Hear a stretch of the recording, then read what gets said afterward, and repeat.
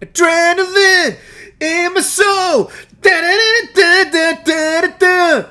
Do it all to bore them all to sleep. Fucking boring as fuck. This pay-per-view was complete garbage. And I predicted everything. But I'm not even proud of that because I think everyone predicted everything that would happen here. Literally everything.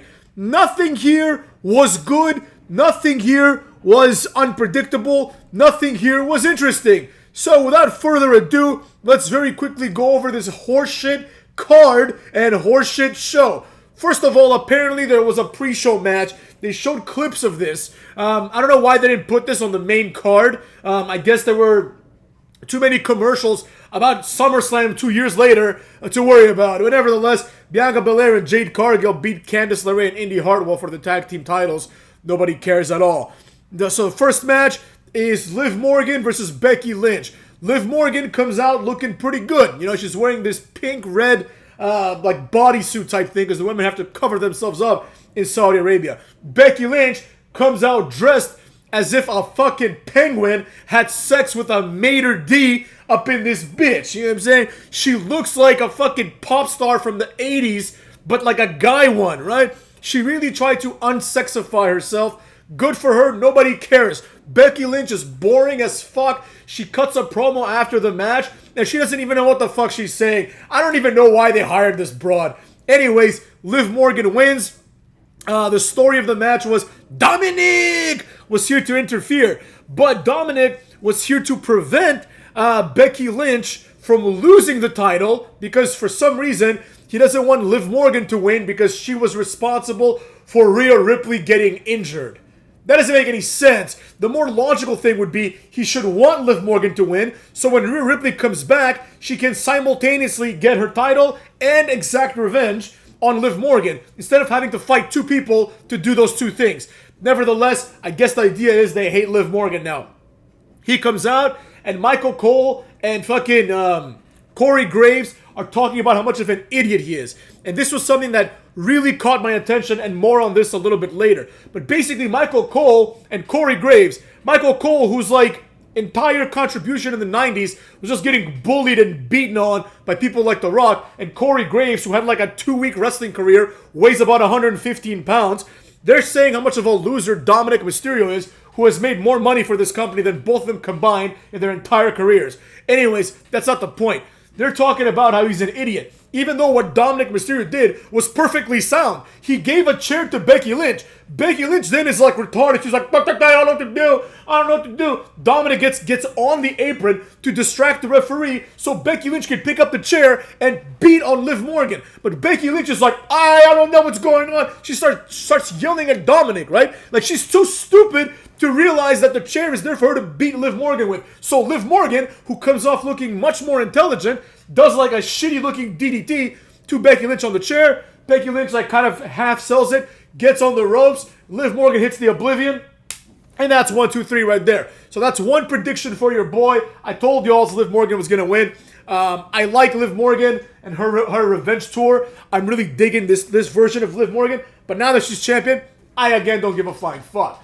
Next up, we have Sami Zayn versus Chad Gable and Bronson Reed. This was horrible, and I'll explain why. First of all, Sami Zayn, before his entrance theme hits, they show a video of him doing the Hajj in Mecca. Probably not this time, probably another time, but this is the same asshole who didn't want to go perform in Saudi Arabia because of human rights abuses, and now he's really leading into the fact that he's an Arab, specifically a Syrian, I believe, right? Nevertheless, the fans like him for it. It's shameless pandering. Corey Graves points it out. He comes out looking like shit. The other guys come out looking one like a fat slob, and Chad Gable just, you know, doing the best he can, being that he's like 5'8", you know, which is not that big of a deal. It's not even that short, but it's like Chad Gable, like, obviously is the only athlete in this match. Nevertheless, the match starts out pretty good. There's a spot where Chad Gable does a fucking, what's it called? Basically a stacked German suplex. Like, he grabs Bronson Reed, who's grabbing Sami Zayn, and he kind of suplexes them both. Obviously, he couldn't really lift them, but it looks pretty good for what it is, right? Then, the end of the match is as follows. After destroying Sami Zayn and throwing him to the outside, Chad Gable tells Otis to, like, attack Sami Zayn, right? Otis doesn't want to do it. So Chad Gable goes outside, lifts up Sami Zayn from his waist, and Sami Zayn is, like, not good at his job, so he's selling it, and he's, like, shaking his head, really kind of giving the impression that basically Sami Zayn is dead, right? He's basically done. There's no need for Otis to attack him, right? And he's like, attack him, Otis! Attack him! And it's like, he already has him by the waist.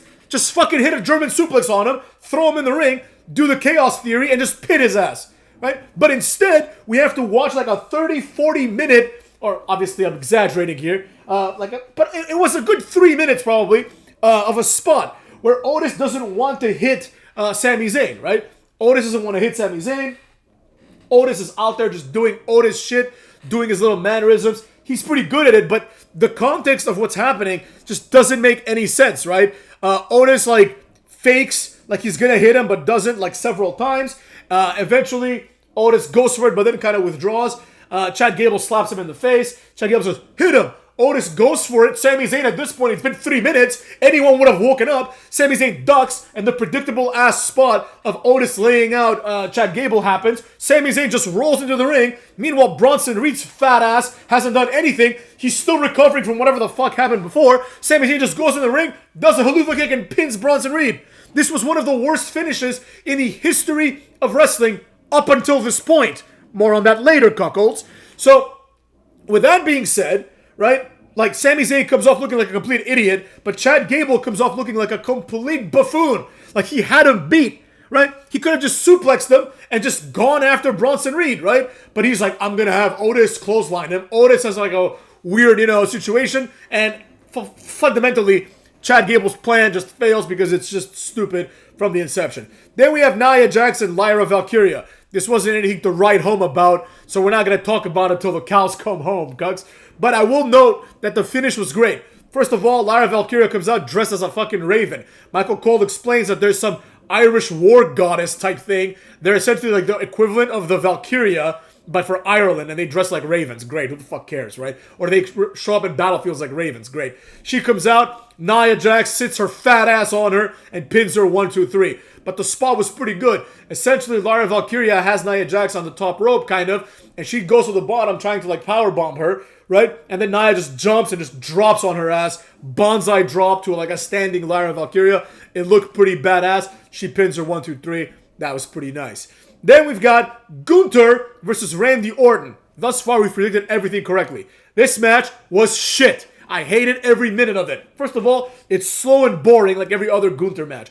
Gunther does his basic-ass moveset from WWE fucking Warzone, the PS1 game, the Sega Genesis, basically, game. He does he does a scoop slam, he does a shitty splash, he does a few chops, and then in the end, what happens is Randy Orton hits an RKO. Gunther essentially no-sells it, punches Randy Orton in the knee or whatever, and rolls him up. He kind of just reverses the RKO. He doesn't sell it at all, right?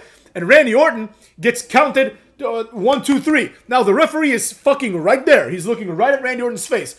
One of Randy Orton's shoulders is like 5 inches off the mat, right? This is just absurd. Like, this is so stupid, right? That it has to be one of the worst finishes ever. We just had one of the worst finishes in history, right, with the Chad Gable-Sami Zayn match, but in the same night, it is topped by this horse shit, right? It is topped by this horseshit finish, right? And then dumbass Michael Cole and Corey Graves, who are unbearable today, they're like, I'd love to see another angle. You fucking saw it clear as day. Like, you must be retarded, you know what I mean? Like, his shoulder is clearly off the mat, right? Completely, like, it's not even close. I'm not trying to find a thumbnail of it and put that as the picture to this video so everyone can fucking see. But nevertheless, Gunther wins. Randy Orton is like, he acts like he just got hit by 3 finishers. He's like just staying on the ground. He's not getting up. I guess he's trying to sell the moment for Gunther. Gunther gets the mic. The fans who are fucking retarded, right? Typically the Saudi fans are a little bit smarter than the American fans. But these morons have been led astray by the dumbass French fans and the stupid ass American fans. So they start chanting, you deserve it. Like, they don't understand what the fuck that means probably, right? They just fucking say that shit because they're like, oh, every time someone wins, people in America say it. So they say it, and it turns out they do understand what it means because Gunther says, I'm not concerned with whether you guys believe I deserve or don't deserve something, right? This was great. A rare great moment from Gunther, right? Because it really highlights how stupid the fans are. Like, he's a fucking heel. You're cheering the heel, and the heel's like, I don't give a rat's ass if you motherfuckers cheer for me because I'm a heel, right? It's a classic heel move. That part I enjoyed. The ending of the match was unbearable, and as a result, the match itself was shit. Then we had Cody Rhodes versus Logan Paul, which would otherwise be a very good match. This was thoroughly enjoyable from an in-ring perspective. It had all of the makings of a good match, right? To all the shit I say about Cody Rhodes, when it comes time to do the actual wrestling moves, he does try his hardest, right?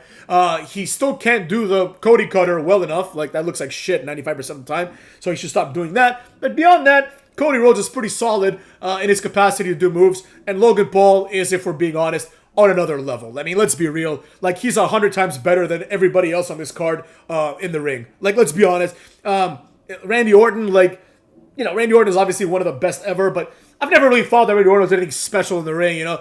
I know that now the revisionist history is that Randy Orton is like an all-time great in the ring, but I remember there was a time, in the 2010s, around then, like 2010, 2011, where like all Randy Orton would get was hate because all he would do was like rest holds, right? So Randy Orton is not really an exciting wrestler. Like, if we're being honest, like Randy Orton is all about the storytelling. Like, his matches are always like pretty much boring ass matches, and then he hits an RKO. That's about it. That's about the entire Randy Orton match. So in my opinion, Logan Paul is legit one of the best in-ring guys in the world right now. Like, he's so crazy athletic, and he makes everything look good. Like, anyone that watched this match that didn't know who's who, they would automatically assume that Logan Paul is the more seasoned veteran, right? Because even though Cody Rhodes, like we just established, is decent in doing the moves, he's not as good as Logan Paul. Logan Paul did like a perfect frog splash from the turnbuckle to the announce table. He did it better than like almost everybody has ever done it, right? Like, Eddie Guerrero could never do that. Eddie Guerrero could never jump that far, right? RVD could do it, but it would probably look more botchy, for being honest, right? Like, he did it properly. Logan Paul rules. The one thing I didn't like is that they had a guest ring announcer who apparently was some Saudi celebrity, right? And this guy came out, and basically Logan Paul had the match won. He was about to smack Cody Rhodes with the knucks, right? And this jobber pulls his leg, preventing him from doing it. Cody Rhodes hits the three crossroads and pins him, right? Great, fantastic. The match ended in a horrible way, but it was a pretty good match. Now, one thing that I cannot forgive is the interaction between Michael Cole, Corey Graves, and Logan Paul. First of all, Michael Cole says to Logan Paul to his face, he says, "You're a loser," right? And Logan Paul gets angry. And Michael Cole is not sufficiently scared. Meanwhile, Corey Graves is able to quickly hold him back, right? Now, there's a thing that it reminded me of. A moment where JR had been saying those damn Dudleys for a few weeks, and in one random ass episode of Raw, Bubba Ray and Devon go to JR, and JR is like, "What'd you call it?" Bubba Ray's like, "What'd you call us? Say it now. Say it to my face, JR, right? Say it now. Talk all that shit now." And JR and King are like, "Oh shit," like, because it's the Dudley boys, right? They're like, "I'll put you through a table, you bitch," right? They didn't call him a bitch, but you understand what I'm saying. Meanwhile, Michael Cole has the balls all of a sudden to stand up to the number one contender and to the United States champion, right? The amount of disrespect that they throw on Logan Paul is insane, right? It's like, why does he deserve all this disrespect in kayfabe, right? He didn't do anything that other people don't do. You know what I mean? But for some reason, when he does it, it's okay to call him a pussy. It's okay to call him a loser. It's okay to do these things to basically bury him on commentary, right? And it's one thing if JBL did it. It's another thing if Michael Cole and Corey Graves do it, right? They're like, oh, like Michael Cole straight up was like, "You're a loser," and then after Corey Graves saves his ass, Michael Cole just goes back to commentating like nothing happened, right? He's not even intimidated in the slightest from Logan Paul, which is fine. Maybe he's not in real life too. But if Michael Cole, who is not just an announcer, he is a cowardly announcer. That's how he's been presented for like 30 years, right?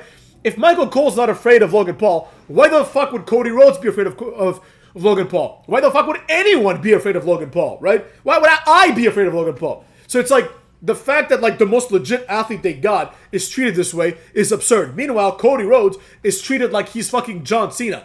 And essentially that's what happens. Cody Rhodes has a John Cena moment. He no-sells like, essentially, let's call them three finishers. First, Logan Paul does like the punch to the face, which is one of his finishers, right? Then he puts him on a table, does a frog splash, another finisher, from the turnbuckle to the table, throws him in the ring, and does another frog splash on him. So that's 3 finishers. Cody just kicks out like nothing happened, right? For some reason, Cody Rhodes has superpowers, right? He has John Cena level superpowers. Now, it's one thing for Cena to have that because he's Cena. It's another thing for Stardust to all of a sudden have gained these superpowers. Stardust, who would go down to like one finisher from like fucking Eric Escobar on our random ass Velocity, right? This guy would have like a 3-minute match against like a debuting like Apollo Crews type wrestler, right? This guy now has superpowers. Fuck out of here with that bullshit. So with all that being said, I give the show a solid 1 out of 10. Nothing happened that was exciting. Nothing happened that was unpredictable. And the amount of horseshit was inexcusable. Number 1, Michael Cole standing up, all of a sudden growing balls after The Rock has been burying him for years. Why didn't he ever say to The Rock, you're a loser? Right? Because the implications were The Rock would lay the smackdown on his monkey ass. Why wouldn't Logan Paul do that? As a matter of fact, I think Logan Paul would also beat up The Rock. You know what I'm saying? So it's absurd. This entire thing is absurd. It's like the guy that he should be afraid of, like he's not afraid of. The Rock, who's like a fake athlete, he's afraid of him, right? It's a matter of respect. And the fact that for some reason Logan Paul has to earn the respect of fake athletes, most of which he could beat the shit out of for fun, is absurd, right? But that wasn't even the worst part. The worst part, obviously, was the Randy Orton pinfall situation. That was inexcusable. And then, of course, the stupidity of the Sami Zayn match. I mean, that's whatever. That's like typical wrestling shit. It was very poorly executed, but we've seen that before. I'm not going to pretend that that's something new, cucks. Well, that being said, I thought it was complete shit. So go fuck yourselves, motherfuckers.